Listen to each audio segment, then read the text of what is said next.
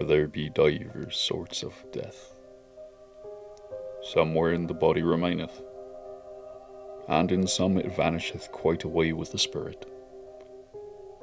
This commonly occurreth only in solitude, such is God's will, and, none seeing the end, we say the man is lost, or gone on a long journey, which indeed he hath. But sometimes it hath happened in sight of many, as abundant testimony showeth. In one kind of death, the spirit also dieth, and this it hath been known to do while yet the body was in vigour for many years.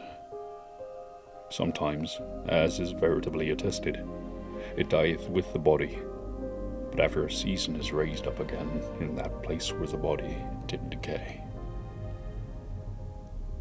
Pondering these words of Halley, whom God rest, and questioning their full meaning, as one who, having an intimation, yet doubts if there be not something behind, other than which he has discerned, I noted not whither I had strained until a sudden chill striking my face revived in me a sense of my surroundings.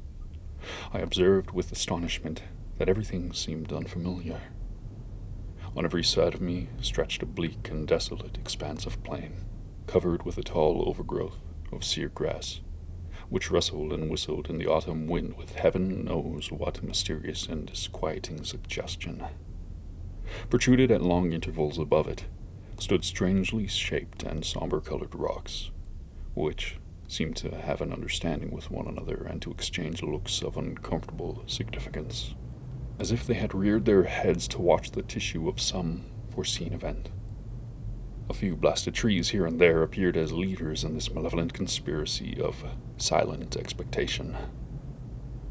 The day, I thought, must be far advanced, though the sun was invisible, and although sensible that the air was raw and chill, my consciousness of the fact was rather mental than physical. I had no feeling of discomfort. Over all the dismal landscape, a canopy of low, lead-colored clouds hung like a visible curse. In all this there was a menace and a portent, a hint of evil, an intimation of doom. Bird, beast, or insect there was none. The wind sighed in the bare branches of the dead trees, and the grey grass bent to whisper its dread secret to the earth. But no other sound nor motion broke the peaceful repose of that dismal place. I observed in the herbage a number of weather-worn stones, evidently shaped with tools. They were broken, covered with moss and half sunken in the earth. Some lay prostrate. Some leaned at various angles, none was vertical. They were obviously headstones of graves, though the graves themselves no longer existed as either mounds or depressions. The years had leveled all.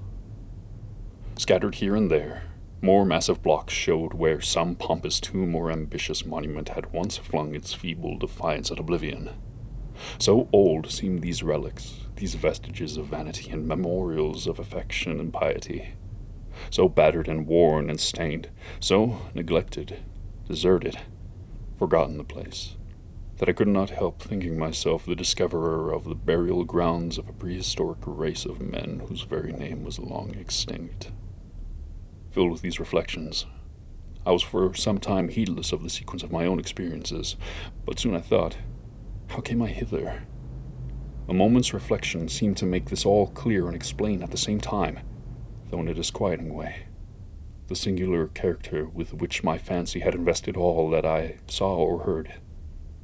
I was ill. I remembered now that I had been prostrated by a sudden fever, and that my family had told me that in my periods of delirium I had constantly cried out for liberty and air, and had been held in bed to prevent my escape out of doors.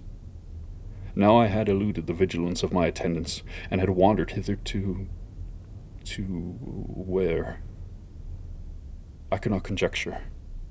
Clearly I was at a considerable distance from the city where I dwelt, the ancient and famous city of Carcosa. No signs of human life were anywhere, visible nor audible. No rising smoke, no watchdog's bark, no lowing of cattle, no shouts of children at play, nothing but that dismal burial place with its air of mystery and dread. due to my own disordered brain. Was I not becoming again delirious? There beyond human aid? Was it not indeed all an illusion of my madness? I called aloud the names of my wives and sons, reached out my hands in search of theirs, even as I walked among the crumbling stones and in the withered grass. A noise behind me caused me to turn about. A wild animal, a lynx, was approaching. The thought came to me, if I break down here in the desert, if the fever return and I fail, this beast will be at my throat. I sprang toward it, shouting. It trotted tranquilly by within a hand's breadth of me, and disappeared beyond a rock. A moment later, a man's head appeared to rise out of the ground a short distance away. He was ascending the farther slope of a low hill, whose crest was hardly to be distinguished from the general level. His whole figure soon came into view against the background of a grey cloud. He was half naked, half clad in skins. His hair was unkempt, his beard long and ragged. In one hand he carried a bow and arrow, the other held a blazing torch with a long trail of black smoke. He walked slowly and with caution, as if he feared falling into some open grave concealed by the tall grass. This strange apparition surprised but did not alarm, and taking such a course as to intercept him, I met him almost face to face, accosting him with a familiar salutation, "God keep you." He gave no heed, nor did he arrest his pace. "Good stranger," I continued, "I am ill and lost. Direct me, I beseech you, to Carcosa." The man broke into a barbarous chant in an unknown tongue, passing on and away. An owl on the branch of a decayed tree hooted dismally, and was answered by another in the distance. Looking upward, I saw through a sudden rift in the clouds Aldebaran and the Hyades. In all this there was a hint of night. The lynx, the man with the torch, the owl. Yet I saw even the stars in absence of the darkness. I saw, but was apparently not seen nor heard. Under what awful spell did I exist? I seated myself at the root of a great tree, seriously to consider what it were best to do. That I was mad I could no longer doubt, yet recognized a ground of doubt in the conviction. Of fever I had no trace. I had, withal, a sense of exhilaration and vigor altogether unknown to me, a feeling of mental and physical exaltation. I could feel the air as a ponderous substance. I could hear the silence. A great root of the giant tree against whose trunk I leaned as I sat, held enclosed in its grasp a slab of stone, a part of which protruded into a recess formed by another root. The stone was thus partly protected from the weather, though greatly decomposed. Its edges were worn round, its corners eaten away, its surface deeply furrowed and scaled. Glittering particles of mica were visible in the earth about it, vestiges of its decomposition. This stone had apparently marked the grave out of which the tree had sprung years ago. The tree's exacting roots had robbed the grave and made the stone a prisoner. A sudden wind pushed some dry leaves and twigs from the uppermost face of the stone. I saw the low-relief letters of an inscription and bent to read it. God in heaven, my name in full, and the date of my birth, the date of my death. A level shaft of light illuminated the whole side of the tree as I sprang to my feet in terror. The sun was rising in the rosy east. I stood between the tree and its broad red disk. No shadow darkened the trunk. A chorus of howling wolves saluted the dawn.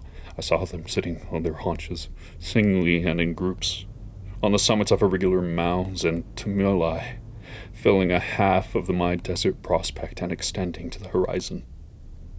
And then I knew that these were ruins of the ancient and famous city of Carcosa.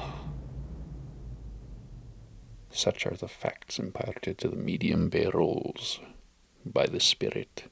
Onsib lar Robertin. Thank you all for tuning in tonight. This has been Papa Redwood, once again visiting Carcosa with you. I hope you all have a wonderful night. Sleep well, and enjoy some R&R.